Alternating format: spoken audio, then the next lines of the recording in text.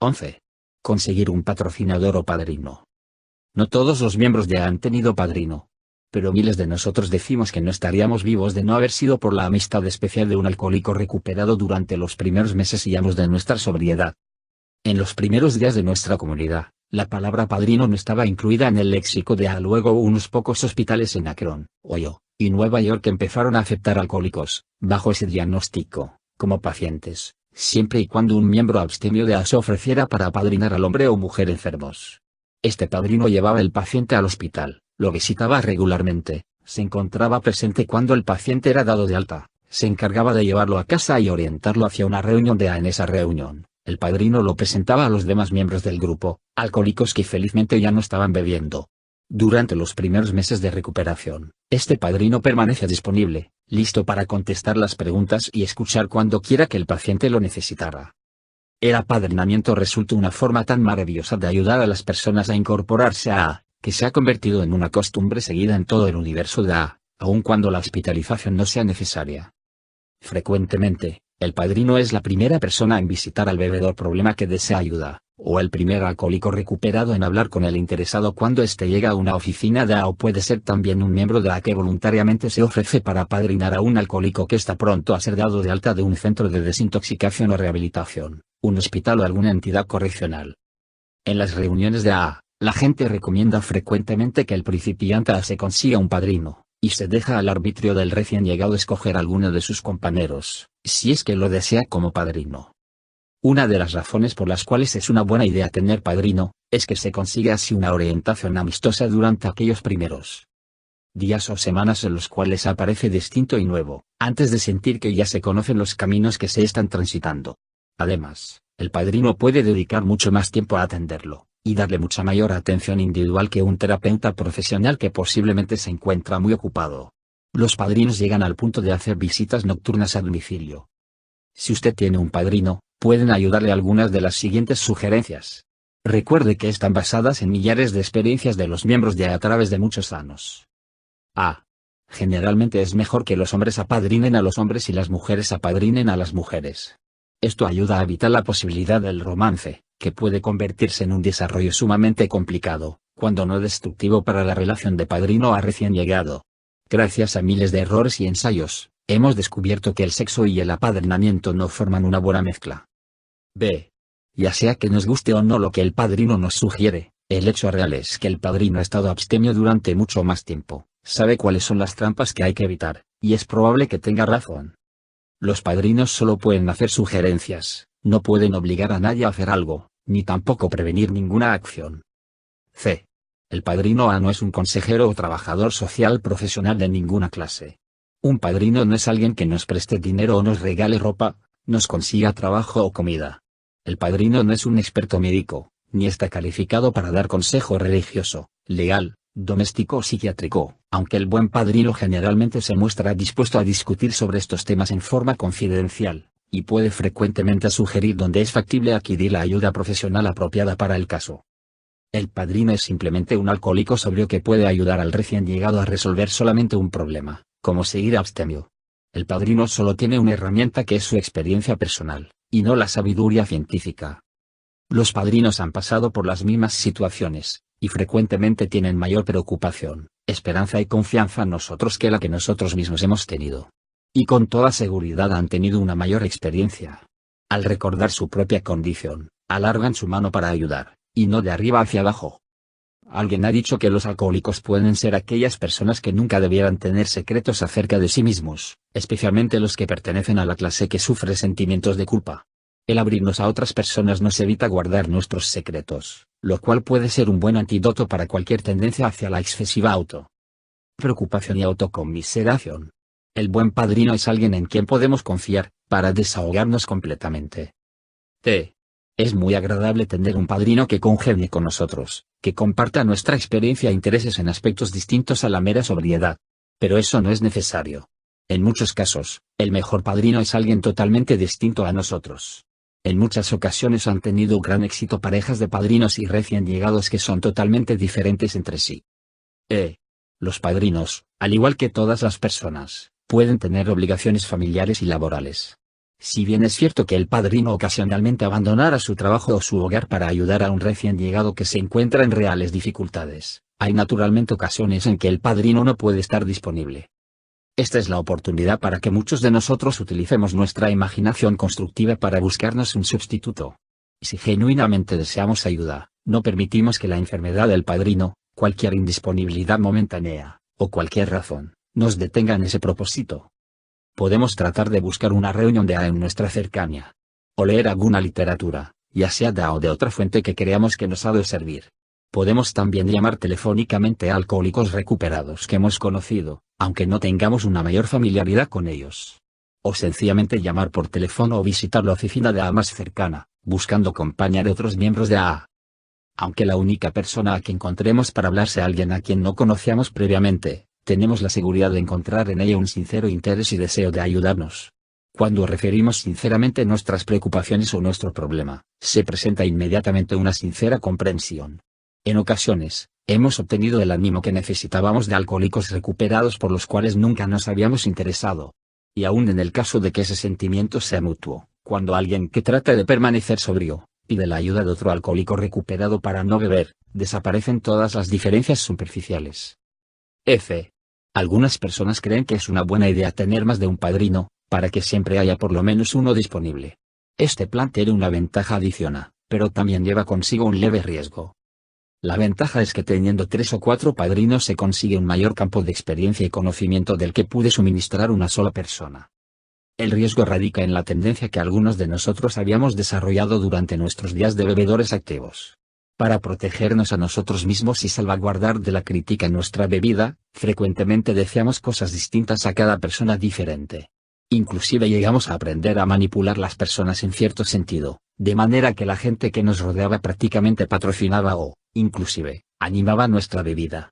Es probable que nunca nos hubiéramos dado cuenta de esta tendencia, y generalmente nunca lo hicimos conscientemente o de mala fe. Pero se convirtió realmente en una parte importante de nuestra personalidad durante nuestros días de alcoholismo activo. Por ello algunos de quienes hemos tenido varios padrinos simultáneamente, nos hemos visto tratando de sacar provecho de un padrino respecto a otro, diciéndole una cosa al primero y algo totalmente distinto al segundo. Esto no siempre funciona, puesto que los padrinos son muy difíciles de engañar. Se dan cuenta muy rápidamente de los trucos de quien desea beber, puesto que ellos mismos los utilizaron en su época. Pero en ocasiones podemos mantener el juego cuando conseguimos un padrino que nos diga algo directamente opuesto a aquello que nos ha dicho otro padrino. Tal vez nos las arreglamos para extraer lo que realmente deseamos escuchar, y no lo que necesitamos. O, por lo menos, interpretamos las palabras de este padrino para que se acomoden a nuestros deseos. Esta conducta parece más un reflejo de nuestra enfermedad que una búsqueda sincera de ayuda para nuestra recuperación. Nosotros, los recién llegados, somos los más perjudicados cuando esto sucede. Por consiguiente, si tenemos un equipo de padrinos, sería una magnífica idea mantenernos vigilantes para que no nos suceda la tentación de envolvernos en ese tipo de juego que hemos descrito, en vez de luchar por el progreso hacia nuestra propia meta de recuperación. Es cierto que los padrinos, alcohólicos recuperados, también tienen sus fortalezas y debilidades especiales. El padrino, o cualquier ser humano, sin fallo o debilidad no ha nacido todavía, hasta donde nosotros sepamos. Es una rara ocurrencia, pero puede suceder, que seamos mal aconsejados o desorientados por un error del padrino. Nosotros mismos lo hemos padecido, y por ello podemos afirmar que aun con las mejores intenciones, los padrinos pueden equivocarse. Usted probablemente ya habrá adivinado que vamos a decir enseguida. Que la conducta desafortunada del padrino no es una excusa válida para tomar un trago. Todavía sigue siendo cierto que la mano que lleva la copa a nuestra boca es la nuestra. En lugar de echarle la culpa al padrino, hay por lo menos 30 distintas maneras de permanecer alejados de esa primera copa. Esas 30 están descritas en otras tantas secciones de este folleto, por supuesto. Usted no tiene obligación de pagar el favor que le ha hecho su padrino al ayudarle. Él o ella lo hacen porque al ayudar a otros se ayudan ellos mismos a mantener su propia sobriedad. Usted tiene la libertad de aceptar o rechazar la ayuda. Pero en caso de que la acepte, no está obligado a devolver el favor. Los padrinos son amables o severos, no para conseguir crédito, ni tampoco porque les gusta hacer buenas obras. Un buen padrino recibe tanta ayuda como la persona que está apadrinando. Usted mismo encontrará la verdad de esta afirmación la primera vez que sirva de padrino a alguien. Algún día, usted sentirá el deseo de proporcionarle ayuda a otra persona, y esa es la única recompensa que usted puede otorgar. Y, al igual que un buen padre, un padrino prudente puede dejar solo a su ahijado cuando sea necesario, puede dejarlo cometer sus propios errores, puede ver al recién llegado rechazar su consejo y no sentir por ello ira o decepción. Un padrino avisado se mantiene alerta para alejar de su tarea de apadrinamiento cualquier sentimiento de vanidad o de menosprecio. Y los mejores padrinos se sienten realmente agradados cuando el recién llegado se manifiesta capaz de seguir su propio camino sin necesidad de que lo conduzcan de la mano. No quiere decir esto que tengamos que continuar solitarios. Pero siempre llega la ocasión en que el polluelo debe utilizar sus propias alas y establecer su propia familia. Y solo nos queda desearle entonces un feliz vuelo. 12. Descansar suficientemente. Las personas que beben fuertemente, generalmente no pueden darse cuenta de lo cansadas que se encuentran, y para ello hay por lo menos 3 razones que son características del alcohol. 1. El alcohol contiene muchas calorías, que dan energía instantánea. 2. Altera el sistema nervioso central, y por lo tanto no se puede sentir plenamente el cansancio corporal. 3. Después de que se desvanecen sus efectos anestésicos, produce una agitación que se asemeja a una energía nerviosa. Después de que dejamos de beber, el efecto de agitación puede persistir durante algún tiempo, ocasionándonos nerviosismos e insomnio generales. O por el contrario abrumarnos repentinamente con una sensación de fatiga que nos deja exhaustos y letárgicos. O pueden presentarse estas dos condiciones alternativamente. Ambas son reacciones normales que millares de nosotros hemos tenido en los comienzos de nuestra sobriedad, en grados variables dependientes de nuestra ingestión previa de licor y nuestro estado general de salud. Ambos, tarde o temprano, desaparecen y no tienen por qué causarnos alarma. Pero es muy importante tratar de descansar suficientemente cuando suspendemos la bebida, porque la idea de volver a ella se nos presenta con mayor frecuencia cuando nos sentimos cansados. Muchos de nosotros nos hemos preguntado por qué sentimos repentinamente el deseo de beber, sin ninguna razón aparente. Cuando examinamos esta situación, volvemos a encontrar que nos estamos sintiendo fatigados y no nos habíamos dado cuenta. Lo más probable es que hemos utilizado una gran energía, y no hemos descansado suficientemente. Generalmente, el comernos algún pasabocas o tomar una corta siesta pueden cambiar nuestras sensaciones completamente, y la idea de beber desaparece. Aunque no podamos llegar a dormirnos, con solo unos minutos de reposo, bien sea acostados o sentados en una silla, logramos que nuestra fatiga se disminuya. Es mucho mejor, por supuesto, lograr organizar en nuestras vidas un horario saludable que nos permita un periodo de descanso regular y suficiente cada 24 horas. No todos, pero sí muchos de nosotros, podemos narrar historias de insomnio después de haber dejado de beber. Evidentemente, se necesita algún tiempo para que el sistema nervioso aprenda, o vuelva a aprender, el hábito del sueño regular y tranquilo sin que haya alcohol en el cuerpo. Lo peor de todo es nuestra propia preocupación acerca de ello, porque la misma preocupación nos hace aún más difícil conciliar el sueño. El primer consejo fue tan frecuentemente la excusa que muchos de nosotros nos dimos para necesitar 1 o 2 tragos. Estamos totalmente de acuerdo en que una actitud totalmente nueva hacia el insomnio nos ayuda cuando tratamos de no beber. En lugar de voltearnos incesantemente en la cama, preocupándonos y maldiciendo, algunos de nosotros aceptamos la situación, nos levantamos y nos dedicamos a leer o a escribir durante esas largas horas de vigilia. Entretanto, es una magnífica idea revisar todos nuestros otros hábitos de salud para verificar si en alguna forma están afectando nuestra facultad de conciliar el sueño. Tal vez estemos tomando demasiado café por las tardes, o no estemos comiendo adecuadamente, o no estemos haciendo suficiente ejercicio, o el sistema digestivo no esté funcionando. Normalmente, encontrar este tipo de problemas puede tomarnos también algún tiempo. Hay muchas fórmulas, simples y antiguas, para combatir el insomnio que realmente pueden ayudar, tales como tomar un vaso de leche caliente, respirar profundamente, o darnos un baño en tina, leer un libro pesado o escuchar música suave. Algunos prefieren trucos más exóticos. Un alcohólico recuperado recomienda tomar ginger ale con pimienta. En fin, cada cual con lo suyo. Otros confían en masajes particulares, yoga, o remedios diferentes sugeridos en libros que tratan de esta materia. Aunque no logremos conciliar el sueño inmediatamente, podemos descansar sin embargo acostándonos quietos con los ojos cerrados. Nadie puede dormir mientras camina de un lado para otro en su habitación o empieza a conversar toda la noche con una taza de café en su mano. Si la condición persiste, puede ser aconsejable consultar un buen médico que esté enterado sobre alcoholismo.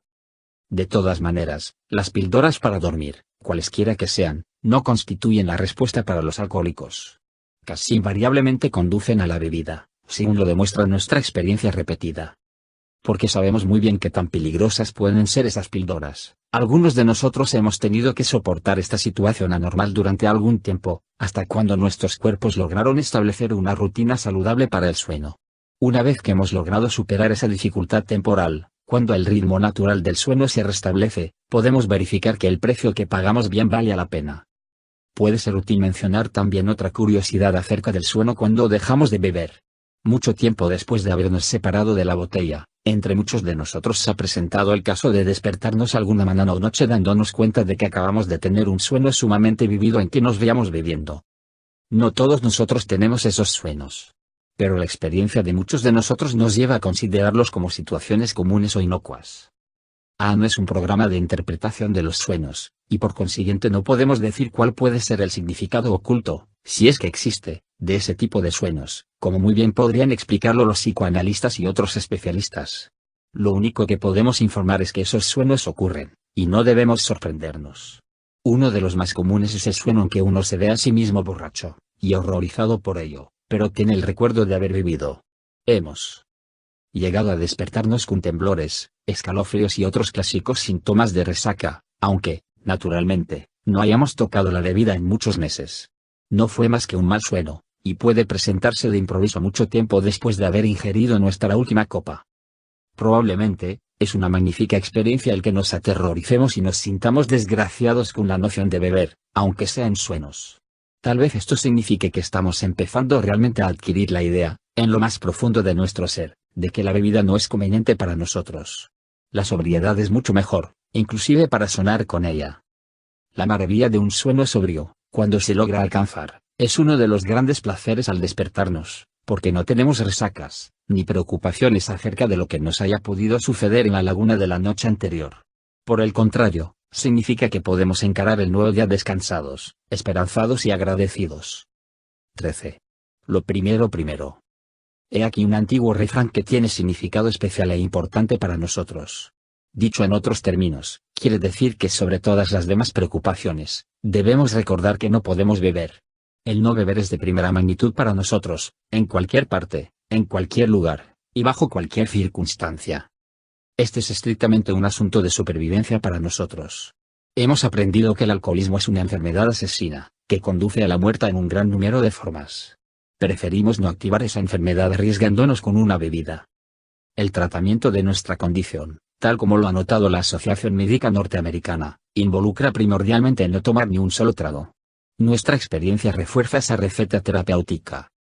En los problemas prácticos y cotidianos, esto quiere decir que debemos tomar todas las medidas que sean necesarias, a pesar de cualquier inconveniente, para no beber. Algunos nos han preguntado, ¿esto quiere decir entonces que hay que colocar la sobriedad por encima de la familia, el trabajo, o la opinión de los amigos? Cuando observamos que el alcoholismo es un asunto de vida o muerte, la respuesta es muy sencilla. Si no salvamos nuestra salud y nuestras vidas, entonces seguramente no podremos tener familia, trabajo, ni amigos. Si apreciamos la familia, el trabajo y los amigos, ante todo debemos salvar nuestras propias vidas para poderlas gozar. Lo primero es rico también en otros significados que pueden ser muy importantes para combatir el problema alcohólico. Por ejemplo, muchos de nosotros hemos notado que cuando dejamos de beber, nos pareció que tomaba demasiado tiempo en lograr tomar decisiones. Las decisiones parecían difíciles de alcanzar, ya que venían y se iban con demasiada frecuencia. Ahora bien, la indecisión no afecta únicamente a los alcohólicos en recuperación, pero probablemente nos molestó más a nosotros que a otras personas. El ama de casa recién ingresada a los grupos no podía resolver cuál de los muchos trabajos hogareños debía ejecutar primero. El hombre de negocios no podía decidir entre hacer esas llamadas o dictar aquellas cartas, o efectuar aquel negocio. En muchos comportamientos de nuestras vidas, deseábamos afrontar y poner por obra todas las tareas y obligaciones que habíamos estado despreciando. Obviamente, no podíamos encargarnos de todas ellas simultáneamente. Entonces fue cuando nos ayudó el refrán lo primero. Si alguna de las alternativas que se nos presentaban involucraba el decidir entre beber y no beber, esa decisión merecía y obtenía absoluta prioridad. A menos que nos aferráramos a nuestra sobriedad, ningún negocio, ni limpieza, ni llamada telefónica, ni cartas hubiera podido llevar adelante. Posteriormente utilizamos el mismo proverbio para organizar el tiempo de nuestra recién hallada sobriedad. Tratamos de planificar las actividades del día, ordenando nuestras tareas en orden de importancia, y nunca haciendo un horario demasiado estricto. teníamos en mente otra cosa primordial, nuestra salud general, porque sabíamos que si nos cansábamos demasiado o dejábamos de comer oportunamente, se nos podrían presentar dificultades. Durante el alcoholismo activo, muchos de nosotros llevamos vidas sumamente desorganizadas, y la confusión nos hacía sentir incómodos o aún desesperados. El aprender a no beber se facilita, introduciendo algún orden dentro de nuestra rutina cotidiana, pero siendo realistas y manteniendo siempre un plan flexible. El ritmo de nuestra rutina personal tiene un efecto apaciguador, y, para organizar nuestra desorganización previa, el principio más apto es, efectivamente, lo primero. 14. Evitar la soledad. El alcoholismo ha sido descrito como la enfermedad solitaria, y muy pocos alcohólicos recuperados discuten este punto. Mirando retrospectivamente los últimos años o meses de nuestra bebida, literalmente cientos de millares de nosotros recordamos que nos sentíamos aislados aun cuando estuviéramos en medio de una gran cantidad de gente feliz y bulliciosa. A menudo sentíamos una profunda sensación de no pertenecer, aun cuando actuáramos en forma sociable y amistosa. Muchos de nosotros hemos confirmado que originalmente empezamos a beber para formar parte de la multitud. Muchos de nosotros creíamos que teníamos que beber para incorporarnos, y para sentirnos encajados dentro del resto de la raza humana. Es un hecho fácilmente comprobable, por supuesto, que nuestro uso principal del alcohol fue de tipo egocéntrico, esto es, que lo ingeríamos dentro de nuestros propios cuerpos, para buscar efectos dentro de nuestra propia piel. Frecuentemente, ese efecto nos ayuda momentáneamente a comportarnos en forma social, o temporalmente desvanece nuestra soledad interna. Pero cuando se alejaban los efectos del alcohol, nos quedaba una sensación de estar mucho más apartados, mucho más retirados y más diferentes que nunca, y mucho más tristes. Si nos sentíamos culpables o avergonzados por nuestras borracheras o por algo que hacíamos mientras bebíamos, con mayor razón se presentaba la sensación de ser parias. Había ocasiones en que secretamente temíamos o aún creíamos merecer el ostracismo, a causa de las acciones que habíamos hecho. Muchos de nosotros llegamos a pensar que probablemente éramos tipos anormales. Tal vez esta sensación es conocida por usted, si se toma el trabajo de recordar su última borrachera o su última resaca. El camino solitario nos parece oscuro, sinuoso e interminable.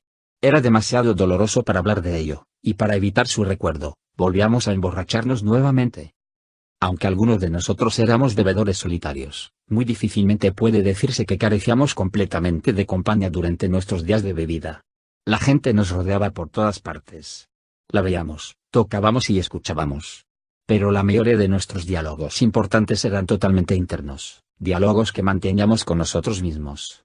Porque estábamos seguros que nadie más podría comprendernos. Además, considerando nuestra propia opinión acerca de nosotros mismos, no nos sentíamos seguros de querer que alguien nos comprendiera. No hay por qué maravillarnos, entonces, de que cuando escuchamos por primera vez a los alcohólicos de los grupos de hablar libre y sinceramente acerca de ellos mismos, nos sentimos sorprendidos. Las narraciones de sus borracheras, de sus propios secretos y de su soledad, nos abrumaron como un ciclón. Descubrimos, aunque difícilmente nos atrevíamos a pensar en eso al principio, que no estábamos solos. Después de todo, no éramos tan diferentes a los demás.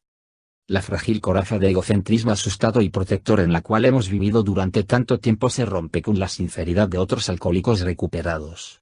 Nos damos cuenta, antes de que podamos articularlo, de que pertenecemos a alguna parte, y que la soledad rápidamente empieza a drenarse. El alivio es una palabra muy débil para definir la sensación inicial. Está mezclado con asombro, y casi con cierto terror. ¿Es esto real? ¿Podrá perdurar?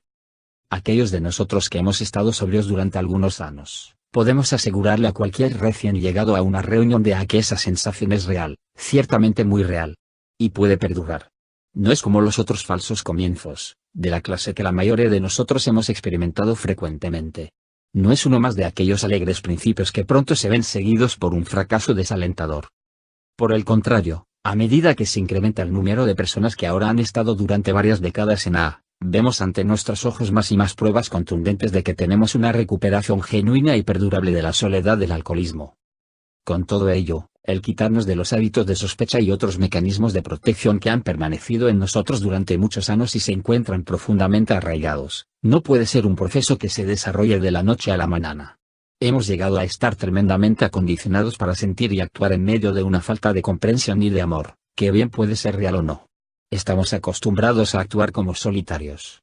Por consiguiente, después de que logramos dejar la bebida, Algunos de nosotros podemos necesitar un poco de tiempo y de práctica para romper nuestra soledad acostumbrada. Aun cuando empecemos a creer que ya no estamos solos, en ocasiones actuamos y sentimos tal como solíamos hacerlo antiguamente. Todavía no estamos maduros para buscar la amistad, o para aceptarla cuando se nos ofrece. No nos sentimos completamente seguros acerca de cómo hacerlo, ni siquiera en pensar si habrá de funcionar. Y esos anos acumulados con su carga abundante de temor todavía pueden influir en nosotros para retardarnos. Por consiguiente, cuando empezamos a sentirnos un poco solitarios, ya sea que estemos real y físicamente solitarios, o no, las antiguas rutinas y el llamado del alcohol pueden fácilmente atropellarnos. De vez en cuando, algunos de nosotros nos sentimos tentados a renunciar y volver a nuestra antigua miseria. Por lo menos, es una condición que ya conocimos y no tendremos que luchar demasiado para volver a adquirir toda la práctica que habíamos alcanzado en nuestra vida de bebedores. Hablándole a un grupo de acerca de sí mismo, un compañero dijo una vez que desde sus años juveniles hasta la década de los 40 el ser un borracho había constituido una ocupación de tiempo completo, y por ello había pasado de largo por la mayor parte de las cosas que los hombres aprenden generalmente a medida que van llegando a la madurez. Entonces aquí estoy en mis 40, dijo, abstemio. Sabía cómo beber y cómo armar alborotos, pero nunca había aprendido una labor vocacional o profesional, y era totalmente ignorante respecto a los modales de comportamiento social. Es terrible, yo ni siquiera sabía cómo pedirle una cita a una muchacha y qué hacer cuando me la diera. Y encontré también que no hay clases de romances para solteros de 40 años que nunca han aprendido a valerse por sí mismo en este campo. La carcajada en la reunión de esa noche fue particularmente amable y calurosa. Había tantos que estaban en esa situación y que habían padecido la misma clase de incomodidad.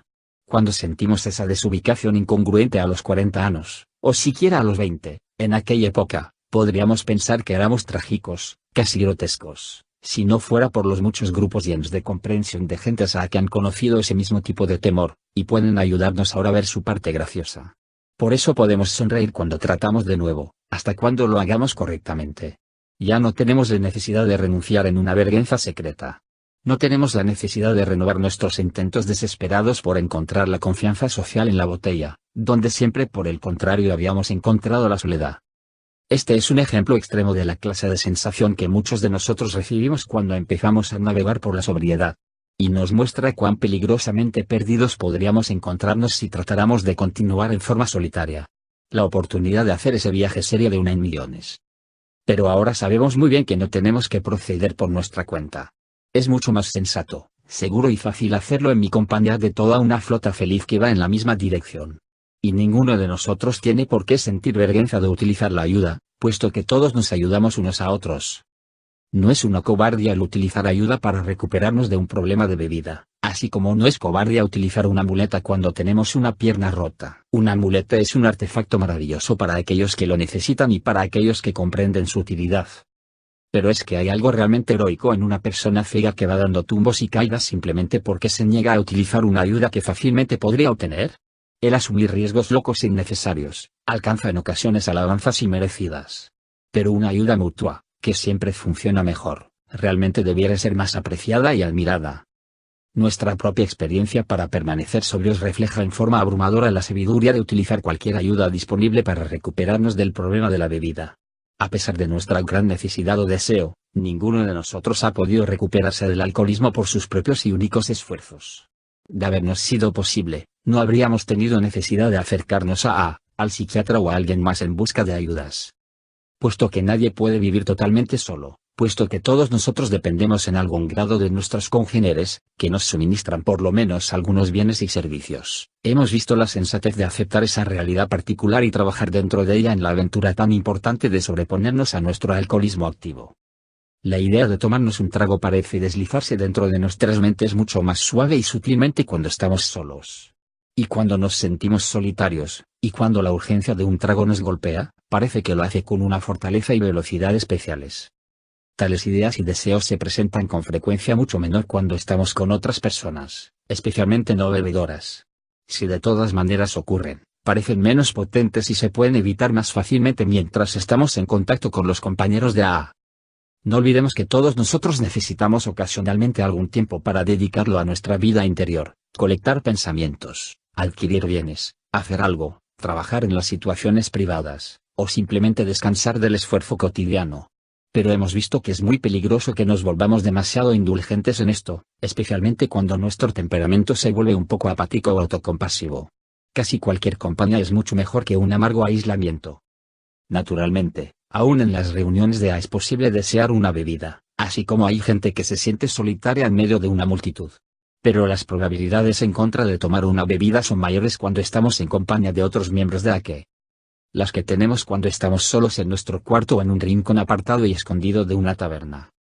Cuando solo tenemos nuestra propia compañía, la conversación empieza a hacerse en forma circular. Cada vez más se va excluyendo el aporte de sensatez que las otras personas nos pueden proporcionar. El tratar de argumentarse a usted mismo contra un trago es como tratar de hacer una autohipnosis.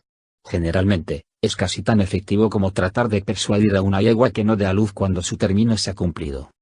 Por estas razones, entonces, cuando sugerimos evitar la fatiga y el hambre, añadimos también un peligro adicional que conforma la tripleta: no se permita estar demasiado cansado, demasiado hambriento, o demasiado solitario. Observe siempre esto. Si la idea de beber un trago cruza por su mente en cualquier oportunidad, tómese una pausa para considerarla. Es muy probable que usted se encuentre en una o más de aquellas tres condiciones de alta peligrosidad. Hable con alguien, rápidamente. Eso por lo menos empieza a aliviar lo de la soledad. 15. Vigilar la ira y los resentimientos. La ira ya ha sido mencionada en este folleto. Pero algunas amargas experiencias nos han convencido de que es tan importante que merece la atención especial de cualquier persona que desee sobreponerse a un problema de trago. La hostilidad, el resentimiento, la ira, cualquiera que sea la palabra que usted utilice para describir este sentimiento, parece tener una estrecha relación con la intoxicación y probablemente una relación aún más profunda con el alcoholismo. Por ejemplo, algunos científicos preguntaron a un gran número de alcohólicos por qué se emborrachaban, y una de las más importantes respuestas fue para poderle echar la bronca a alguien. En otras palabras, sentían la fuerza y libertad para expresar su ira cuando estaban borrachos, fuerza y libertad de que no podían hacer gala cuando se encontraban sobrios. Alguien ha sugerido que puede existir una relación bioquímica, sutil e indeterminada, entre el alcohol y los cambios físicos que acompañan la ira. Un estudio experimental entre alcohólicos sugirió que los resentimientos pueden crear en la sangre de los alcohólicos una cierta condición de incomodidad que se desvanece con una borrachera. Un renombrado psicólogo ha sugerido recientemente que los bebedores pueden gozar la sensación del poder sobre otros que puede traer la influencia del alcohol. Se han informado hechos claros acerca de la estrecha correlación que existe entre el beber y los asaltos y homicidios. Parece que en algunos países sucede una gran proporción de estos delitos cuando la víctima o el delincuente se encuentran bajo la influencia del alcohol. Las violaciones, las peleas domésticas conducentes al divorcio, el estupro y maltrato de los niños y los atracos también son frecuentemente paralelos a una condición de bebida excesiva. Aún aquellos de nosotros que no hemos tenido experiencias en ese tipo de conducta podemos entender fácilmente la clase de rabia furiosa que puede llevar a algunas personas a pensar en una violencia extrema cuando están suficientemente borrachos. Por eso reconocemos el peligro potencial de la ira. No parece existir ninguna duda de que la ira es un estado natural que ocurre en el animal humano de vez en cuando. Al igual que el temor, puede también tener algún valor de supervivencia para todos los miembros de la especie Homo sapiens. La ira hacia ideas abstractas tales como la pobreza, la enfermedad y la injusticia ha producido indudablemente cambios y mejoras en diversas culturas. Pero tampoco puede negarse que los asaltos violentos o verbales cometidos bajo la ira excesiva son deplorables y le hacen daño a la sociedad como un todo, tanto como a los individuos. Por ello, muchas religiones y filosofías nos urgen a librarnos de la ira para poder hallar una vida más feliz. Sin embargo, un gran número de personas tienen la certeza de que reprimir la ira es inconveniente para la salud emocional, de que debemos dar rienda suelta a nuestra hostilidad en alguna forma, o de lo contrario podría envanecer nuestro interior haciéndonos volver esa ira hacia nosotros mismos, y conduciéndonos a una profunda depresión. La ira en todos sus aspectos es un problema humano universal. Pero representa una amenaza especial para los alcohólicos. Nuestra propia ira puede matarnos. Los alcohólicos recuperados están casi unánimemente de acuerdo en que la hostilidad, las peleas y los resentimientos nos hacen desear beber, y por consiguiente necesitamos estar alerta contra esos sentimientos. Hemos encontrado formas mucho más satisfactorias que la bebida para manejar este tipo de problemas. Volvemos a ellas posteriormente. Primero daremos una lista de las formas y matices que pueden presentar la ira en algunas ocasiones. Intolerancia, vanidad, tensión, desconfianza. Desprecio, rigidez, sarcasmo, ansiedad, envidia, cinismo, autocompasión, sospechas, odio, descontento, malicia, celos. Algunos miembros de A han podido, Durante su sobriedad, seguí la huella de todas esas sensaciones que conducen a la ira subyacente. Durante nuestros días de bebedores, muchos de nosotros dedicábamos muy poco tiempo a pensar en este tipo de cosas. Preferíamos lamentarnos por ellas, o reaccionábamos excesivamente, especialmente después de haberlas atenuado con otro trago. Tal vez el miedo también debiera estar en esa lista, ya que muchos de nosotros creemos que la ira es frecuentemente una manifestación del temor. No siempre estamos seguros acerca de qué nos produce ese temor. En ocasiones, no es más que un miedo vago, generalizado e indefinido. Y puede ocasionar una ira igualmente generalizada, que repentinamente acabará enfocándose sobre algo o alguien. Los sentimientos de frustración también pueden dar origen a la ira. Los bebedores problema no gozamos particularmente de un alto nivel de tolerancia cuando nos vemos enfrentados a la frustración, bien sea real o imaginaria. Para nosotros, el pasante de esas indigestas emociones era el alcohol. Tal vez el resentimiento justificado sea el de más difícil manejo. Es el resultado final de la ira correcta largamente acariciada. Cuando le permitimos que continúe, lentamente irá minando nuestras defensas contra el consumo de bebida. Aún en el caso de que realmente hayamos sido tratados injustamente o exageradamente, el resentimiento es un lujo que, como alcohólicos, no nos podemos permitir. Para nosotros, toda situación de ira es autodestructiva, porque nos puede conducir nuevamente a la bebida. En los libros Alcohólicos Anónimos y 12 Pasos y 12 Tradiciones se trata en detalle la forma de manejar estos resentimientos. No podemos pretender ser expertos en la comprensión de la psicología profunda, por ello, inicialmente tenemos que concentrarnos, no tanto en buscar las causas de nuestras sensaciones molestas de ira, como en tratar de gobernar esas sensaciones ya sea que las creamos justificadas o no. Tratamos de controlar esas sensaciones para que no nos engañen y conduzcan nuevamente a beber. Forma por demás interesante, varios de los métodos que hemos discutido para evitar la bebida han funcionado espléndidamente para sobreponernos a la molestia interior que sufrimos cuando estamos airados. Cuando empezamos a revolvernos interiormente, por ejemplo, frecuentemente es de mucha ayuda dar algunos bocados de una golosina o tomarnos un vaso de alguna bebida dulce y no intoxicante. También es notablemente efectivo, cuando empezamos a sentirnos demasiado molestos por algo, buscar un teléfono y contárselo a nuestro padrino o a alguno de nuestros compañeros. Es muy conveniente detenernos a pensar si no estaremos demasiado cansados. Si ese es el caso, hemos visto que después de tomarnos un descanso la rabia se nos ha disipado. Repetidamente, con el solo hecho de ponernos a considerar el refrán viva y deje vivir, se aplaca nuestro temperamento. O podemos cambiar repentinamente a una actitud que no tenga nada que ver con la fuente de nuestra ira, como escuchar nuestra música favorita, o hacer algún ejercicio físico. Para muchos de nosotros, el meditar las ideas de la oración de la serenidad desvanece por completo nuestra hostilidad. Generalmente, cualquier cosa que nos haya puesto en ese estado nos parece algo que no podemos posiblemente controlar o cambiar, los nudos de tráfico, la temperatura, las filas larguísimas en el supermercado, etc. Por consiguiente, lo más sensato y maduro que podemos hacer es simplemente aceptarlo, en vez de ponernos a hervir interiormente o disponernos a beber. Naturalmente, hay ocasiones en que nos sentimos resentidos por circunstancias de nuestra vida que pueden, y debieran, ser cambiadas. Tal vez debiéramos renunciar a un trabajo y buscar uno mejor, o divorciarnos, o trasladar nuestra familia a un vecindario diferente. Si es así, una decisión de tal naturaleza necesita ser tomada cuidadosamente, no en forma precipitada o airada. Por eso debemos aplacarnos primero. Después podremos darle una meditación calmada y constructiva para tratar de descubrir si nuestro resentimiento está dirigido hacia algo que podemos cambiar. Para verificar esto, lea nuevamente la sección que trata acerca de la oración de la serenidad, en la página 37. Hay ocasiones en que no debemos tratar con un resentimiento antiguo, sino con una rabia repentina y avasalladora. En tal caso, el plan de las 24 horas, que está en la página 21, y lo primero, página 55, han ayudado a muchos de nosotros a sobreponernos a esa rabia, aunque al principio no podíamos ver en qué forma podría eso ayudarnos hasta cuando realmente lo sorprendentemente buenos intentamos, y obtuvimos resultados. Otro remedio efectivo para la ira es la idea de actuar como si decidimos actuar como lo haría una persona madura y bien equilibrada para manejar un resentimiento como el nuestro. Trate de ensayarlo en alguna oportunidad. Esto funciona efectivamente. Y para muchos de nosotros, también tienen mucho valor la orientación profesional de un buen consejero, psiquiatra o sacerdote. También podemos encontrar una válvula de escape en una acción física sin peligro. El ejercicio ya mencionado, respirar profundamente, o una ducha de agua caliente, o simplemente sentarnos a gritar en una silla, Claro está, en privado, han ayudado a aliviar de la ira a muchos de nosotros. Muy rara vez parece aconsejable la obturación, la disculpa o el represamiento de la ira. Por el contrario, tratamos de aprender a no actuar bajo su influencia, sino a tratar de hacer algo al respecto. Si no lo hacemos, incrementamos enormemente nuestra propensión a beber. Como personas no académicas que utilizamos únicamente nuestra experiencia, nosotros los alcohólicos recuperados no tenemos un conocimiento derivado de pruebas de laboratorio o teorías científicas acerca de estos asuntos. Pero pocas personas que hayan tenido alguna vez una resaca pueden olvidar el estado de irritación absolutamente irracional que nos hace sentir.